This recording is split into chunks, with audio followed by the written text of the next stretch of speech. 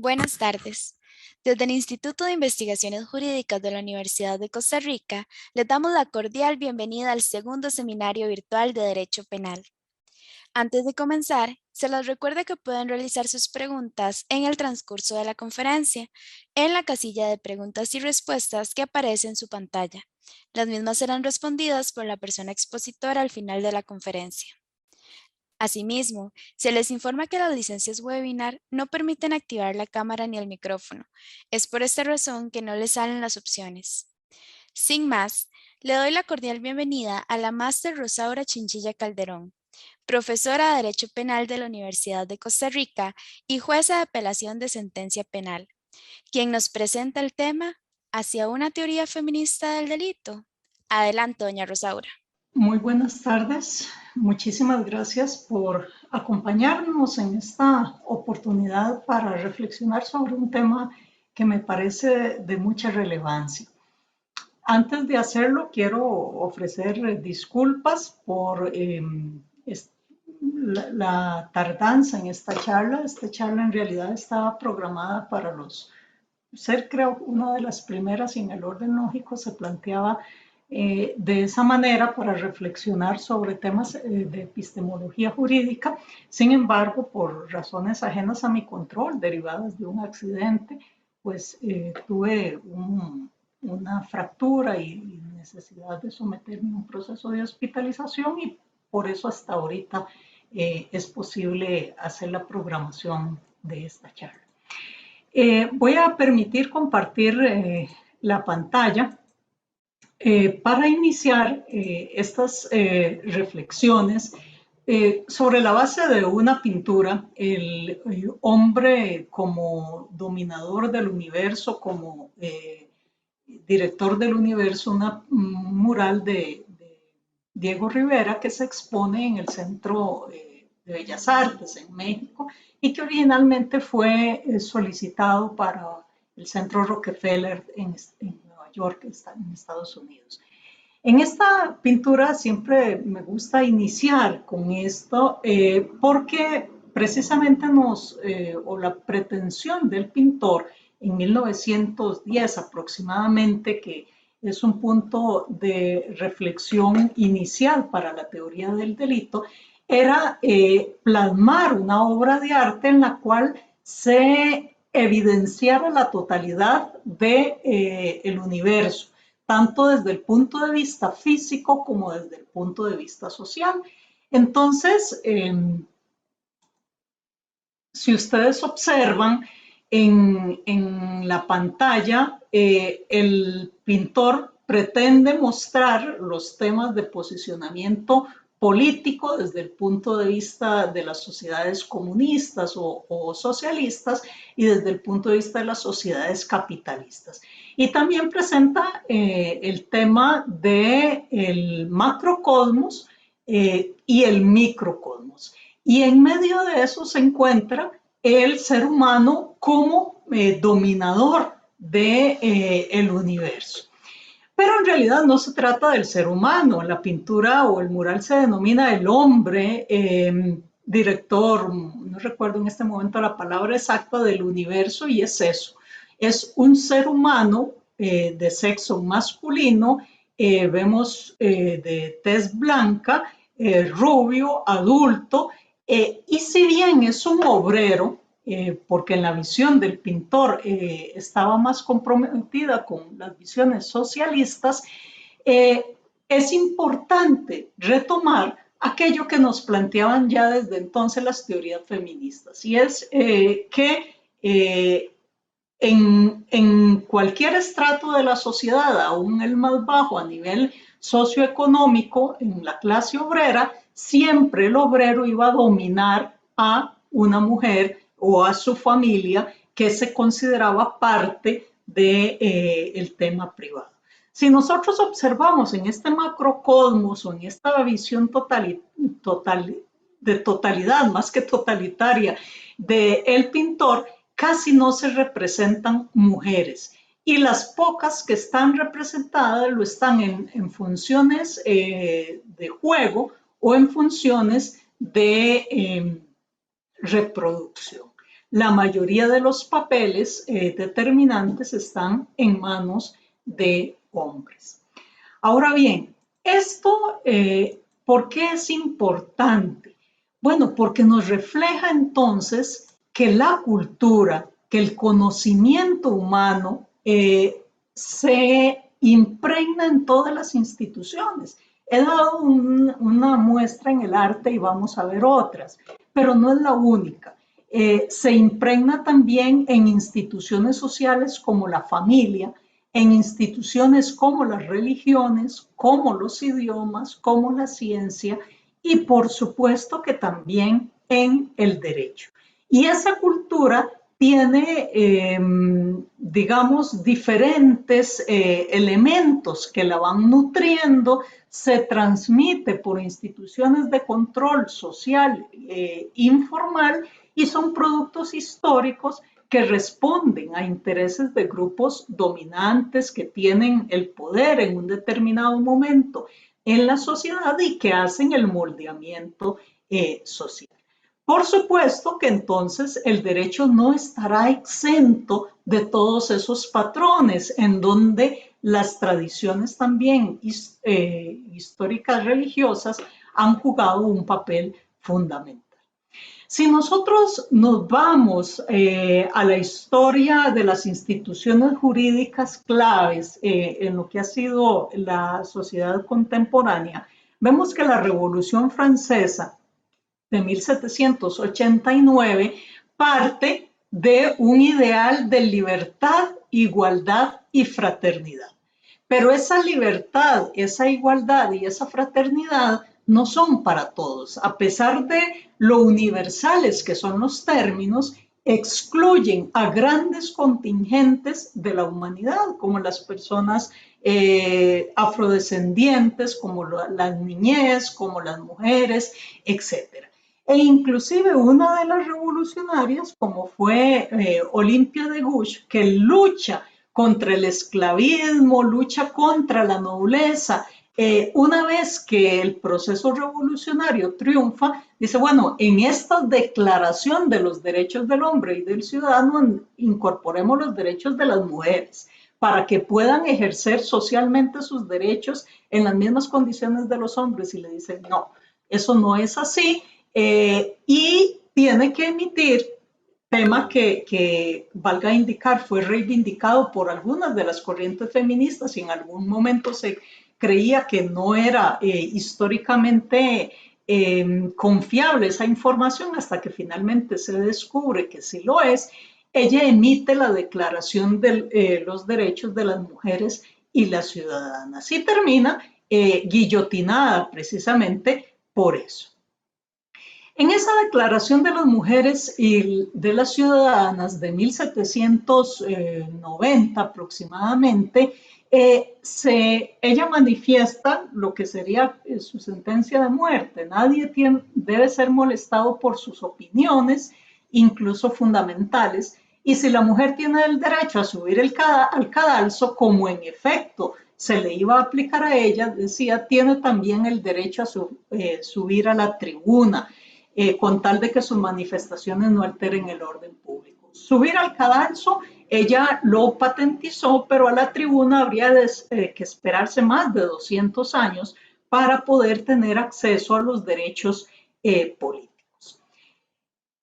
El origen, si se quiere, o el impulso de los derechos humanos, 1789 excluye a la mitad de la población, a las mujeres. Y si nosotros hacemos una rápida búsqueda en cualquier buscador y ponemos juristas importantes, esta lista de juristas importantes nos va a conducir a más de 100, 200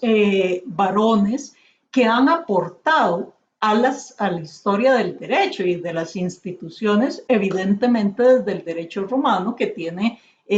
pues una naturaleza androcéntrica que no puede ser negada. Pero en esa lista difícilmente aparecen una o dos mujeres como juristas importantes. Y en nuestras facultades tampoco se nos enseña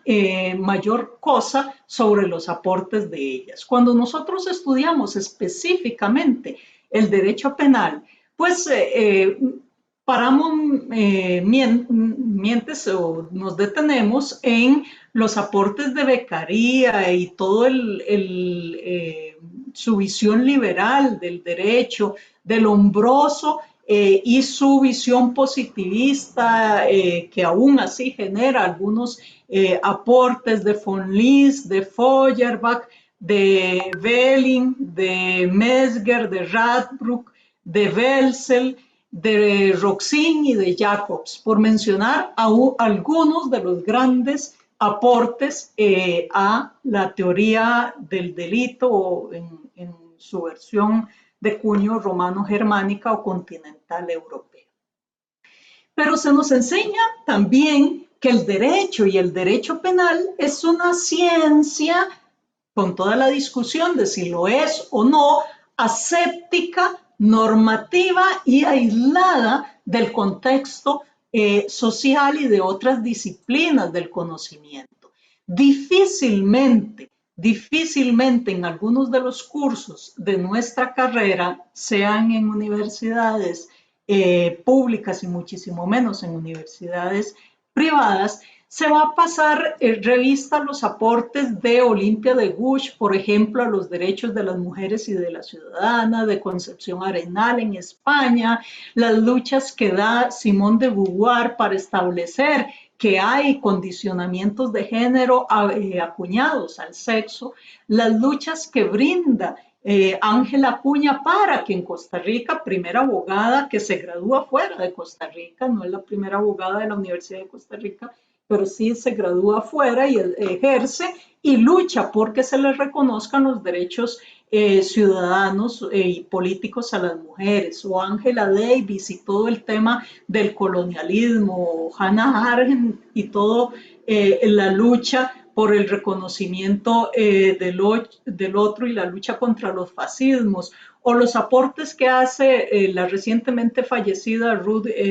Ginsburg en torno a los derechos sexuales y reproductivos y los aportes que desde la criminología, por ejemplo, se brindan al derecho penal con figuras como Lolita Millar, Rosa del Olmo o Elena Larrauri. Estas figuras, por decir algunas, por supuesto que no todas tienen una raigambre jurídica en el sentido de que tengan una formación jurídica, y es que no la podían tener porque en las universidades y en las escuelas de derecho no se permitía acceder a las mujeres, pero sí hacen aportes significativos para entender el derecho en general y el derecho penal en particular de una forma muchísimo más amplia e incluyente y que abarque diferentes cosmovisiones. Les decía que si nosotros hacemos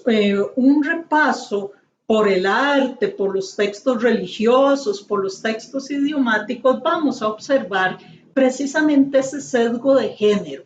Y me he querido valer de algunas de las pinturas, inclusive en una de algún pasaje bíblico, porque demuestra precisamente ese carácter que ha tenido el derecho, que es androcéntrico, pero también es adultocéntrico y también es colonialista y racista, etc.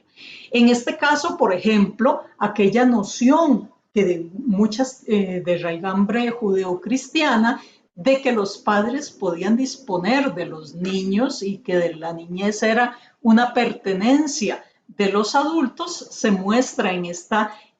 pintura. Pero también, pero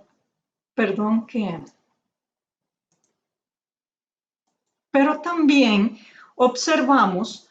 en otras pinturas lo relacionado con delitos sexuales. Y aquel pasaje bíblico de Susana y los viejos, donde no es una cátedra religiosa ni demás, pero recordemos que el derecho penal en algún momento era uno solo con los temas de teología y que hay una base común que después con el surgimiento del Estado afortunadamente se separa, aunque no en todos los países aún hoy. En ese pasaje bíblico de Susana y los viejos, unos ancianos jueces muy respetables llegan a la casa de Susana y empiezan a observarla y a mirarla mientras ella se baña hasta que finalmente acceden carnalmente a ella los acusa y ellos la acusan a ella de unos de estos delitos contra el honor, de calumnias y demás, y en consecuencia la sentencia de muerte recae sobre ella por haber calumniado a las personas de gran importancia en la comunidad. Ese pasaje lo retoman diferentes pintores y nos permite, voy a pasar rápidamente por esto, nos permite ver cómo la mujer o las mujeres en general formaban parte de un objeto de posesión de los hombres, objeto que además se plasma no solo en el arte, sino, repito, también en las instituciones jurídicas y que era normalizado en la sociedad de entonces. Si nosotros vemos también los tipos penales, inclusive los vigentes el día de hoy, vemos cómo el rapto de mujeres era sancionado, cuando lo era, con una pena muchísimo menor que delitos como el secuestro o la privación de libertad. Hoy tenemos previsto todavía el delito de rapto, que además violenta la libertad física, la libertad sexual, y tiene una pena muchísimo menor que la privación de libertad. Y ahí sigue vigente en nuestro Código Penal del 73. Bueno, el rapto fue fundacional para muchas sociedades, incluyendo la romana, y pasa a exhibirse en diferentes pinturas como parte de la necesidad de acudir a él para crear nuevas culturas, para crear nuevas sociedades, como algo heroico de parte de los hombres, etc. Y por supuesto que tiene que ver con toda la concepción que ha permeado de los delitos sexuales hasta hoy. El rapto de las Sabinas, como parte de la fundación de Roma en 1675, es clásico en la historia del arte. Pero también podemos observar también cómo se utilizaba la violencia contra las mujeres y se normalizaba. En esta pintura de Munch sobre la muerte de las mujeres, o en estas otras sobre el homicidio de la hermana del pintor, pues se observa claramente la violencia que los hombres ejercen contra las mujeres y la necesidad o la normalización de esas condiciones. Inclusive en de Goya, en donde hay una anciana defendiendo a una joven frente a una agresión sexual, probablemente el fin de esta anciana no tenía que ver con la legítima defensa, tal y como hoy lo conocemos, sino finalmente con la quema de las brujas, que eran todas aquellas mujeres que rompían el orden establecido en la sociedad y que terminaban de esta manera, que es lo que se ha conocido como el primer gran genocidio de la historia, que es lo relacionado con la quema de brujas en la Inquisición. Si nos vamos a uno de estos autores, por ejemplo, que se mencionaba hace un momento, sobre la concepción de la mujer y en consecuencia su papel en la criminalidad, decía Lombroso que la característica de inferioridad mental de las mujeres, que además venía de textos alemanes de 1853, hacía que las mujeres delincuentes debían ser tratadas de una determinada forma muchísimo más drástica, porque además habían violentado las reglas sociales, que se trataba de defectos congénitos que hoy podemos relacionar con la socialización de género, pero que implicaba en la frialdad sexual, una inteligencia menos desarrollada, no acceso a la maternidad, a la piedad, etcétera, que las mujeres delincuentes parecían hombres y que eran muchísimo más viciosas que los hombres. Y esta es la concepción de la delincuencia del positivismo que llega a 1907 aproximadamente, cuando se empiezan a desarrollar las diferentes instituciones de la teoría del delito tal y como hoy la conocemos. Si esto es así, si esta es la base de la que partimos, ¿cómo es que hoy en 2021 seguimos estudiando la teoría del delito como si fuera neutra, como si fuera aséptica, y seguimos pensando en el derecho penal como una ciencia ajena a los aportes de las otras disciplinas sociales, de la antropología, de la sociología, de la historia y de cualquier otra disposición o teoría del conocimiento en general? ¿Y cómo va a impactar entonces una visión muchísimo más holística las diferentes instituciones del derecho penal? Y tendríamos que decir, por ejemplo, que en materia de una política criminal, y específicamente de lo que tiene que ver con la criminalización primaria, nos obliga a hacer una revisión de qué es lo que se está legislando y cómo es lo que se están creando leyes en esta materia. Y esto ha sido uno de los aportes de algunos de los movimientos feministas de la segunda y tercera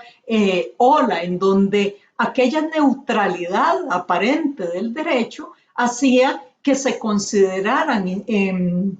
instituciones que algunas, repito, siguen vigentes, como la del rapto, y que no se analizaran esa criminalización primaria desde una perspectiva de género. En Costa Rica, por ejemplo, la violación en el matrimonio se acepta, a pesar de que el tipo penal estaba ahí y posibilitaba de alguna manera que eso se interpretara, se acepta a nivel jurisprudencial hasta los años 80.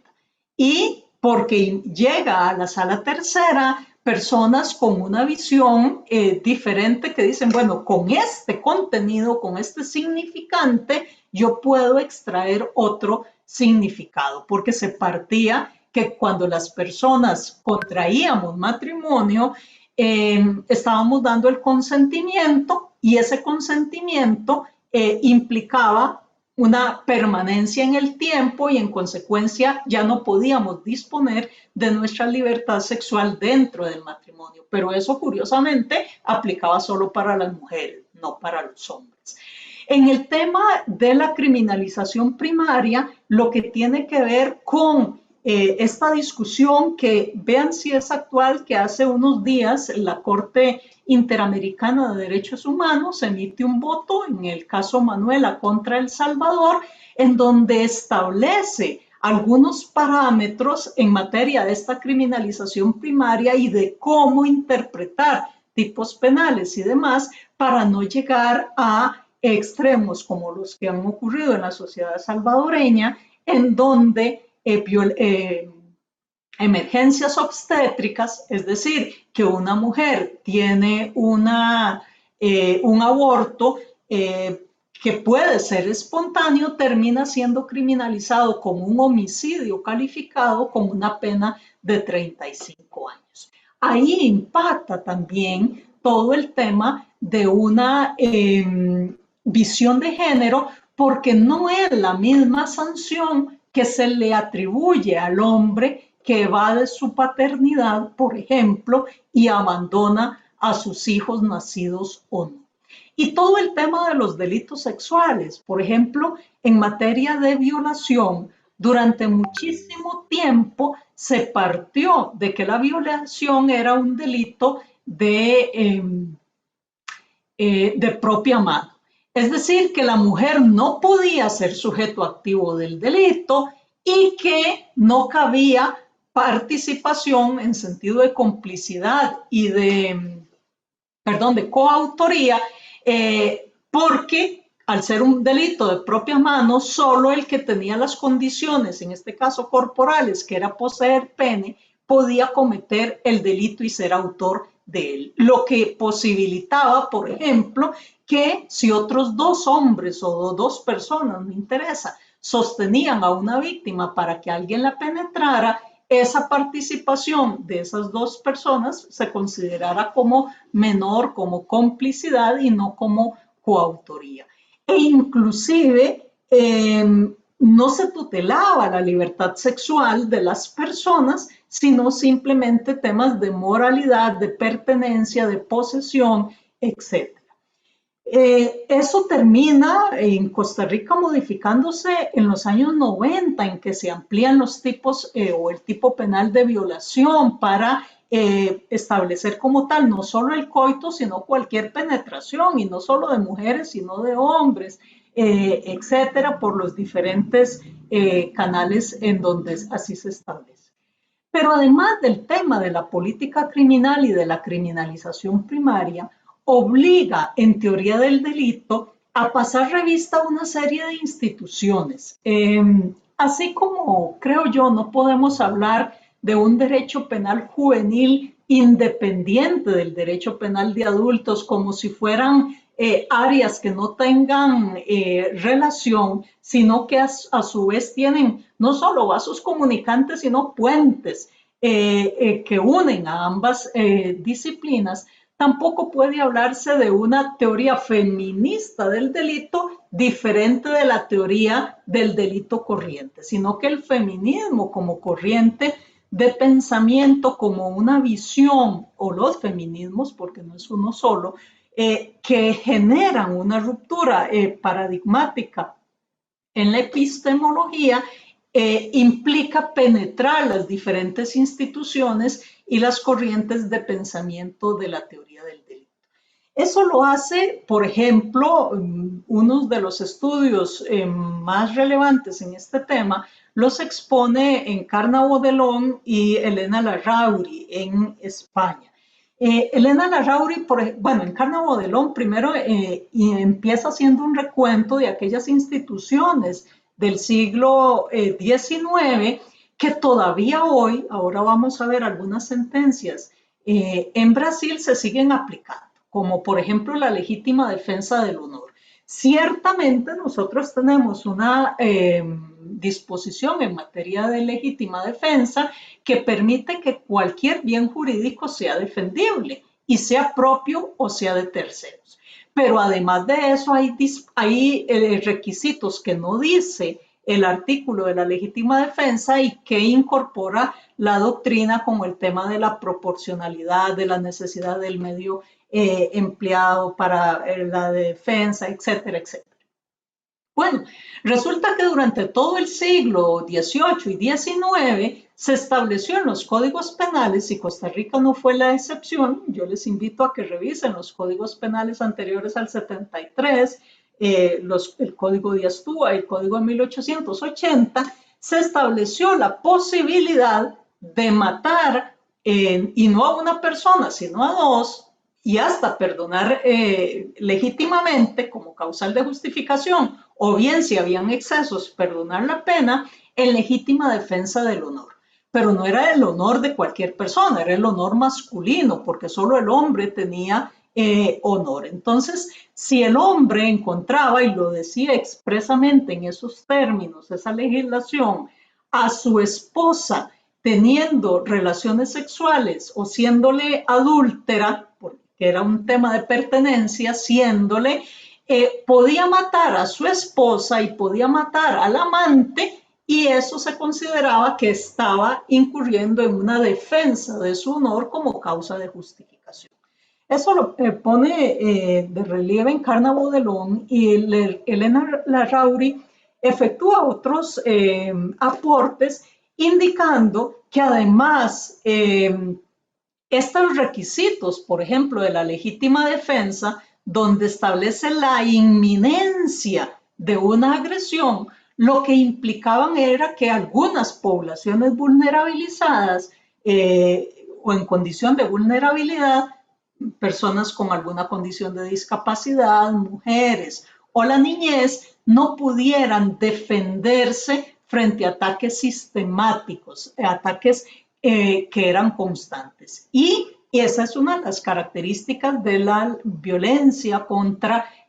las mujeres. Entonces, ese requisito de la actualidad de la agresión implicaba una imposibilidad de defensa frente a ciclos de violencia que se sabía que, como todo ciclo, no solo se repite el patrón, sino que va creciendo la violencia. O el tema, por ejemplo, del desistimiento voluntario y que es necesario replantearse a la luz el tema del mismo ciclo de violencia contra las mujeres. Se sabe que la violencia intrafamiliar implica acumulación de tensión, un episodio que hace que esa tensión explote, un arrepentimiento del sujeto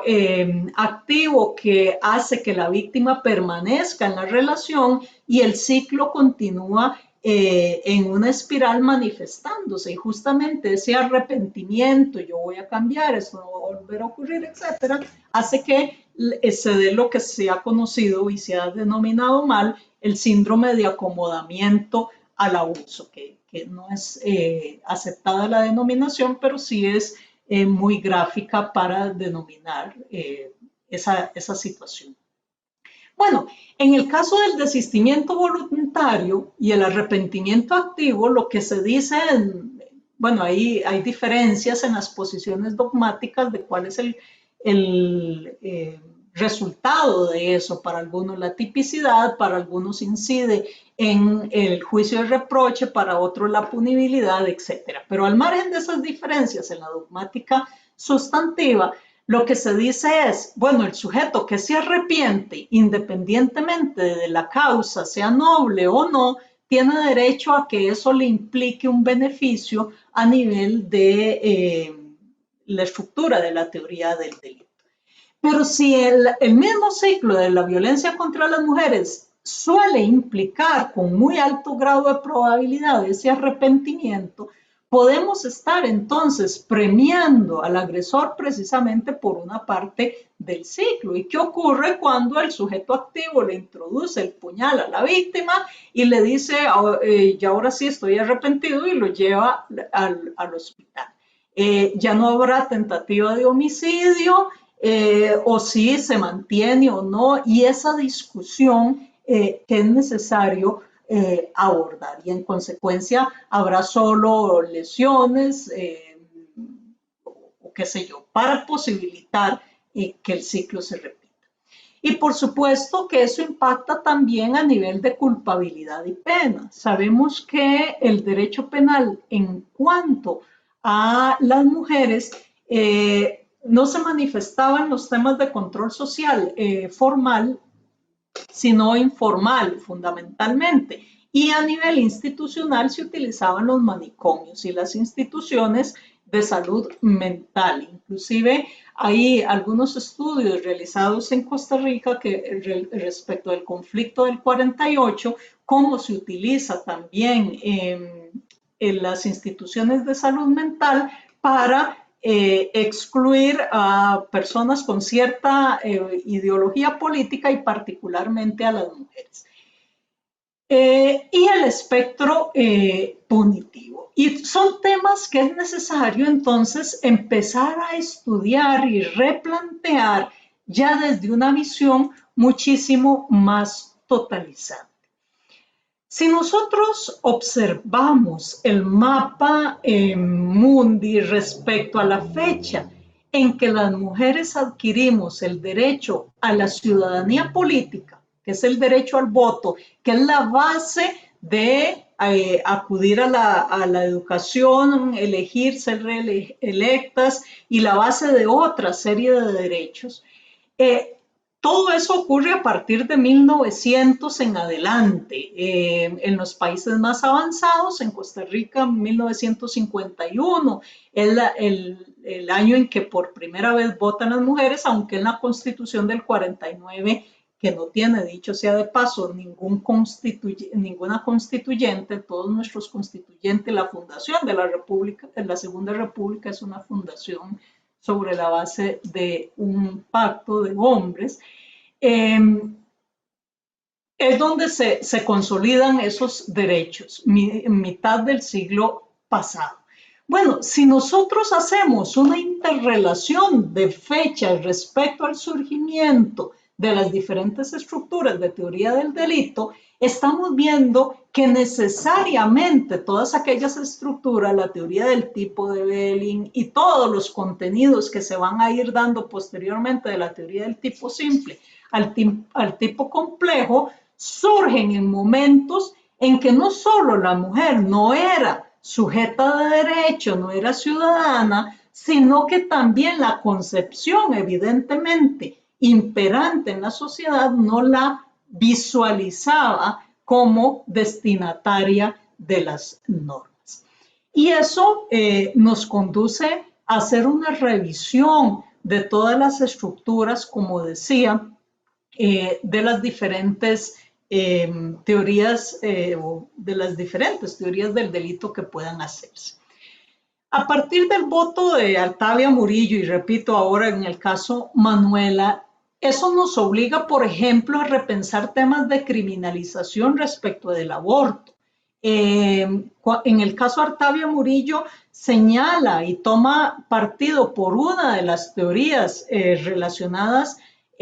con el surgimiento de la vida humana, que no es ni siquiera la más avanzada, porque la más avanzada equipara si la vida humana fenece cuando fenece la actividad cerebral, la vida humana empieza cuando empieza la actividad cerebral, y la actividad cerebral empieza cuando surge la corteza cerebral, nos dice esta posición científica. No hay menor cuestionamiento al fenecimiento de la vida con el cese de la actividad cerebral, pero cuando se plantea eso del origen de la vida, sí surgen discursos fundamentalmente religiosos que cuestionan ese momento.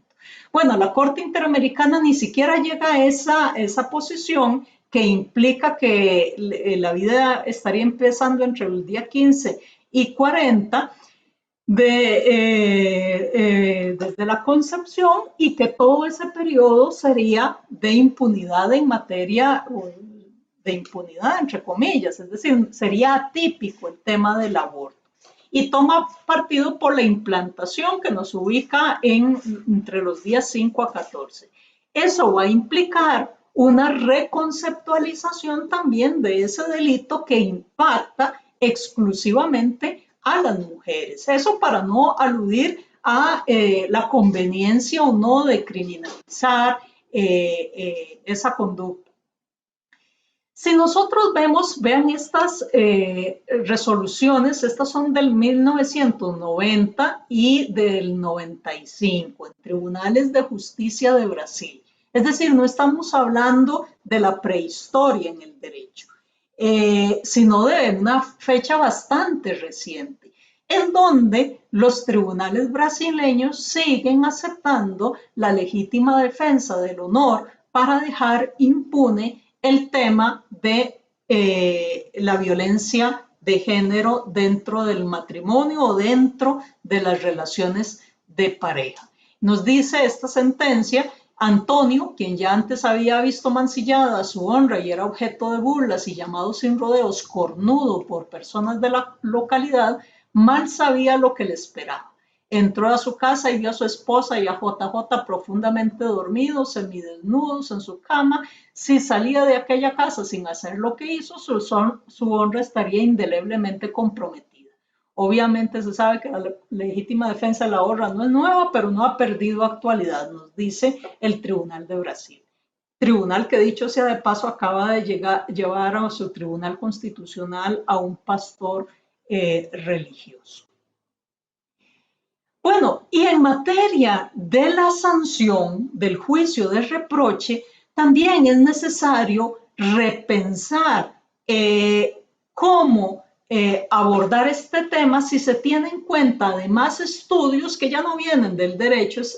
necesariamente, sino de áreas como de la sociología y la economía y que nos dicen que en general en el mundo, pero en particular en América Latina, la pobreza tiene rostro de mujer. ¿Por qué? Porque aquello con lo que empezábamos, no solo en la pirámide social más importante o menos importante que el obrero es la mujer del obrero, la mujer del obrero, entre comillas, sino porque además si el obrero se va, deja 4 o 5 chiquitos a cargo de una mujer que no ha tenido acceso a medios de producción y de educación y que tiene que hacer frente no solo a su supervivencia, sino a las personas a su cuidado. Y entonces la necesidad de hacer un trato diferenciado respecto a el tema punitivo. Actualmente se está discutiendo en la Sala Constitucional a través de una consulta de constitucionalidad si la reforma que se introdujo al artículo 71G y 72 violenta el principio de igualdad. Recordemos que el principio de igualdad implica tratar igual a quienes se encuentran en posición igual y tratar diferente a quienes no lo están. Y que históricamente, por lo que hemos venido diciendo, las mujeres no hemos estado en la misma posición de los hombres, como no lo han estado los niños respecto a los adultos, las personas afrodescendientes respecto de quienes no lo son, las personas indígenas respecto a quienes no lo son. Entonces hay una serie de instrumentos desde la CEDAW, la Belén do Pará, las reglas de Bangkok en materia de sanciones a las mujeres, las reglas de Brasilia, las reglas de Naciones Unidas para el tratamiento de las reclusas, las de Tokio, es decir, a nivel tanto de derecho duro, convencional, CEDAW y Belén do Pará, tratados, como de soft law, reglas de diferentes entidades que establecen la obligación de los estados, no lo ponen como potestativo, deberán, utilizarán, tendrán, establecerán, etcétera, de hacer una lista diferenciada de sanciones y de medidas cautelares cuando la delincuencia impacte a mujeres por su condición de vulnerabilidad que ya hemos indicado. Y la Sala Constitucional, por supuesto, que también lo ha dicho y también lo ha dicho la Corte Interamericana en diferentes pronunciamientos, de tal forma que de lo que se trata es de imponer una sanción en función de la culpabilidad. Y la culpabilidad sabemos que es graduable y parte de esa graduación implica considerar las circunstancias de las personas, lo cual nos lleva a concluir en consecuencia que, como lo han señalado autores como Roxin y Binder en estas citas, posteriormente les haré llegar el PDF del material por si lo quieren consultar con más detenimiento, no es inconstitucional romper los extremos mínimos de la pena, al contrario, se ajusta más al principio de culpabilidad y adicionalmente tomar en consideración las circunstancias exclusivas de las mujeres, que en el caso costarricense, el Estado de la Nación nos muestra con índices enormes de desempleo abierto, de subempleo, de pobreza, etc. Entonces, la diferenciación pretendida por parte del artículo 71G y 72 ni implica impunidad, ni implica discriminación, porque lo que se está haciendo es reconociendo desigualdades estructurales. Ustedes me dirán, y probablemente tengan razón, ¿y qué pasa si hay un hombre en condiciones de vulnerabilidad, con personas que cuiden o que dependan de él y que también sea víctima de violencia? El patrón social, digamos, los estudios sociológicos determinan que no son los varones usualmente los objetos sobre los que recae la violencia intrafamiliar, sino a la inversa. Eso no significa que no puedan haber hombres violentados y eso no significa que no puedan haber hombres que tengan a su cuidado diferentes personas en condición de vulnerabilidad. Si así fuera, En consecuencia, entonces, sí podría constatarse una inconstitucionalidad, pero no de la disposición que está, sino de la omisión. Y en consecuencia le corresponderá al legislador regular el tema, pero no eliminarse la disposición contenida en los artículos que hemos mencionado, que además deriva de las obligaciones internacionales del Estado costarricense y que debería ser igual, bueno, de hecho está en el convenio de la OIT sobre 169 sobre pueblos indígenas y tribales, la obligación, así denominado, ese es el texto, el nombre del tratado, la obligación de tener penas diferenciadas para la población indígena, está en la Convención de los Derechos de la Niñez para las personas menores de edad, en los instrumentos sobre personas adultas mayores y en condición de discapacidad, etc. Entonces, para finalizar, y ya con esto cierro mi idea, es necesario no plantear como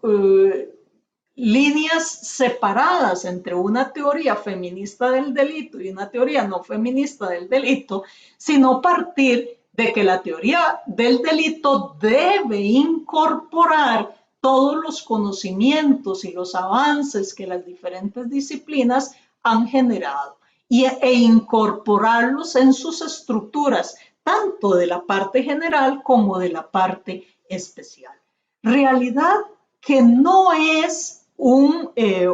obligación que no responde a una realidad del pasado, sino del presente. Vean lo que ocurre en El Salvador y probablemente con todos estos movimientos neopentecostales que inciden en la política se estén revirtiendo temas en materia de derechos de las mujeres y regresando a aquellas criminalizaciones que teníamos en tiempos pasados. En Costa Rica desde el 70 se acepta el aborto terapéutico o el aborto impune, porque se dice, mire, no se puede, no exigibilidad de otra conducta, obligar a alguien a que ponga en peligro su vida dando a luz. Inclusive en el Código del 73, sin ninguna discusión, además se introduce la posibilidad de que el aborto lo practique no solo el médico como antes existía, sino las obstetras, porque se dice, no es cierto que hayan médicos en las zonas rurales, quienes existen son las parteras en ese entonces, pero vamos a darle la autorización a obstetras para que en condiciones de emergencia efectúen estas prácticas. Bueno, eso hoy se está cuestionando y se está pretendiendo revertir. Y no solo la situación en esta materia en El Salvador y todo el tema de la violencia contra las mujeres y los feminicidios, sino que si vamos a otras sociedades un poquito más lejanas, mujeres son en este momento encarceladas por conducir un vehículo, por salir del país sin la autorización de sus esposos, etc. Entonces, aunque producto de nuestra concepción histórica, pensemos que el mundo se agota en nuestro metro cuadrado, resulta que hay una realidad en África y en Asia en donde el derecho penal se utiliza para la criminalización de las mujeres y a ello tiene que contribuir, a su liberación, tiene que contribuir esta herramienta de teoría del delito si queremos que sea efectivamente un instrumento para la democracia y no para los autoritarios. Eso era básicamente lo que yo quería compartir con ustedes, hacer estas reflexiones de que necesariamente debemos incorporar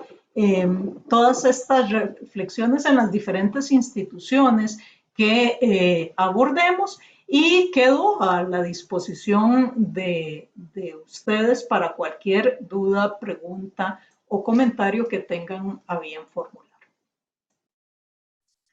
Muchas gracias, doña Rosaura, por tan enriquecedora e importante conferencia. Bueno, por el momento no tenemos preguntas, por lo que le voy a brindar un espacio para que pueda dar sus palabras finales. Solamente, pues nada más concluir que no hay ningún aspecto del conocimiento humano que podamos decir que es neutro, que es objetivo, que es aséptico, sino que todo, por lo menos hasta donde hoy sabemos, está permeado por las diferentes visiones y culturas que hemos ido incorporando. Y nuestra obligación, si queremos en realidad hacer un derecho penal muchísimo más serio, es incorporar en el análisis todas estas estructuras y romper esa tendencia que hemos tenido los y las abogadas de visualizar el derecho como meramente normativo, aislado de las disciplinas sociales y más bien enriquecerlo con ellas. Muchísimas gracias, doña Rosaura, por su participación en este seminario. A continuación, le doy la palabra al doctor Gustavo Chang Mora, director del Instituto de Investigaciones Jurídicas, quien nos dará el cierre de esta actividad. Muchísimas gracias, Melissa. A lo largo de todos estos meses, pues hemos tratado, discutido, analizado los más diversos temas de teoría del delito, de derecho penal constitucional, de epistemología jurídico-penal, marcados por la distancia que nos impone la pandemia. Esta actividad es la segunda que se organiza desde el Instituto de Investigaciones Jurídicas, un seminario especializado en este tipo de reflexiones, y esperamos obviamente que no sea la última. Seguiremos organizando seminarios de este tipo y probablemente se extenderán las invitaciones a profesores de otras universidades, de otras latitudes europeas y del resto de Latinoamérica. De mi parte, el agradecimiento enorme a todas las personas que se matricularon en este seminario. Espero que les haya sido de utilidad y sobre todo que las reflexiones acá desarrolladas les permitan un poco sacar la cabeza de la práctica cotidiana que a veces nos encierra en una especie de círculo que no nos permite pues afinar análisis como los que se proponen en este tipo de espacios. Mi agradecimiento también para, aparte de las personas que se matricularon, obviamente para doña Katia, administradora de este instituto, para Melissa, para Josher, ellos nuestros asistentes, sin los cuales pues no podría haberse desarrollado esta actividad. Y obviamente el día de hoy el agradecimiento enorme para la profesora Rosaura Chinchilla, para todos los profesores y profesoras, conferencistas que disertaron a lo largo de todos estos meses y que hicieron posible esta actividad. Cuestiones más puntuales, debo indicarles que los certificados de aprovechamiento les serán debidamente remitidos a todas las personas que cumplieron con los requisitos, con las exigencias de participación a lo largo de estas jornadas. De nuevo, pues seguimos creyendo que la academia, que la Universidad de Costa Rica es una universidad en serio, en la cual podemos hacer reflexión y lo más importante, reflexión crítica respecto de saberes y prácticas del sistema penal y de otras dimensiones del derecho costarricense. De nuevo, todo nuestro agradecimiento. El Instituto de Investigaciones Jurídicas es un instituto de puertas abiertas. Todas, todos están invitados para acercarse a las actividades que seguiremos desarrollando. Tengan muy buenas noches y muchas gracias.